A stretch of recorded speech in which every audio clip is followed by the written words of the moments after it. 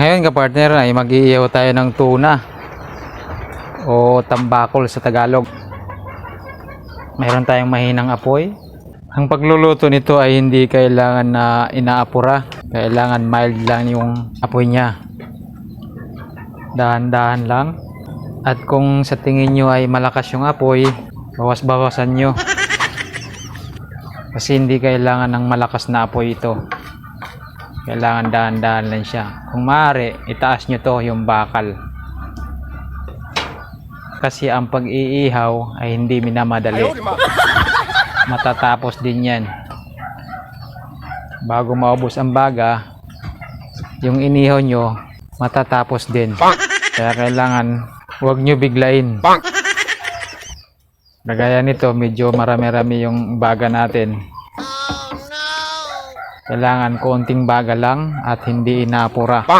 Yan ang sikreto sa pag-iihaw. Tuna, ito ay karaniwang ilalagay sa lata. Yung pagkakinakain na natin ay luto na. Kumbaga hindi na kailangan ng magsalang ka pa. Nakalagay na doon sa lata. Kaya mga kapartner, masarap ito ipulutan. Pagka mahilig kayo uminom, ito ay magandang ipupulutan. Ganyan lang kapartner. At kailangan may sikreto dito. Mamaya ipapakita ko sa inyo kung paano ang sikreto nito sa pag-ihaw ng isda. Kahit anong klaseng isda. Tuturo ko sa inyo kung paano. Huwag lang natin apurahin. Mahinang baga lang yan.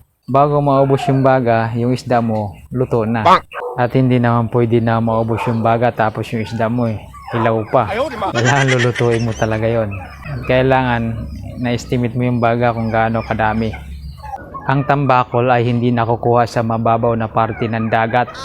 Ito ay nakukuha sa pinakamalalim.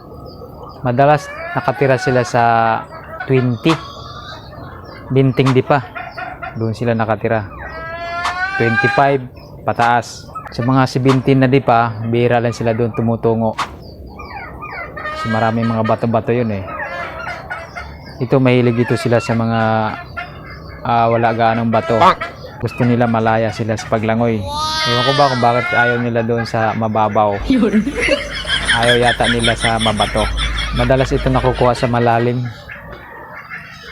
Sa Palawan nito kapartner, marami.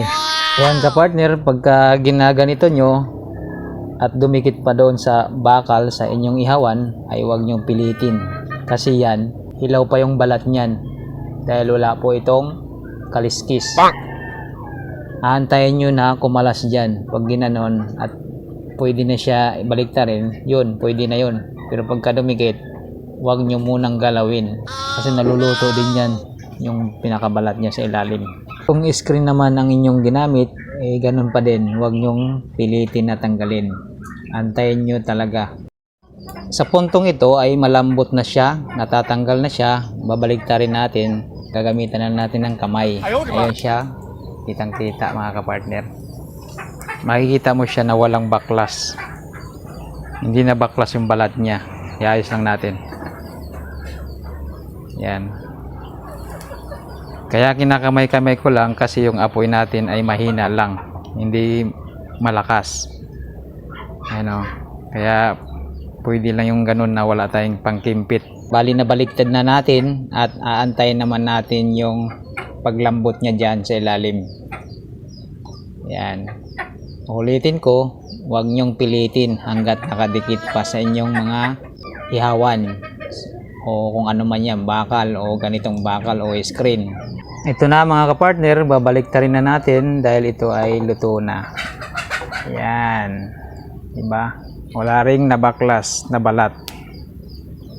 Lutong luto siya kapartner, maganda ang pagkaluto niya. Yan. Ito na yung inihaw natin at natapos na. Kagaya nung sinabi ko kanina, mayroong technique sa pag-iihaw at ito ay pipisilin natin. Makikita natin na luto na siya. Pag ito naman ay matigas, pagka diniin mo na matigas, ibig sabihin, hilaw pa yan. Ito luto na kasi perfect na yung pag-iihaw natin. Yan, luto na siya. Yung iba naman ay sunog sa ibabaw, hilaw sa loob. Pag pinisil natin, matigas, hilaw po yun. Dahil tama yung pagluto natin, ayan, malambot siya. Lutong-luto siya pati loob.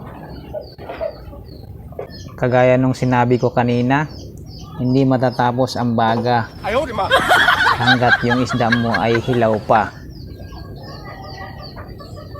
Yan. Diba, patapos na yung baga. So, ang isda, luto na rin. Ayan mga kapartner, makikita natin na hindi tayo nagsayang ng baga. Kahoy po ito ang ating ginamit, hindi po uling. Kung halimbawa uling, kailangan mo rin i-estimate hanggang sa matapos yung iniihaw mo. Tara, inuman na, may pulutan na tayo. Ayan mga kapartner, lutong-luto. Wala siyang dugo. Hindi mo siya makikitaan na mayroong dugo. Lutong-luto siya.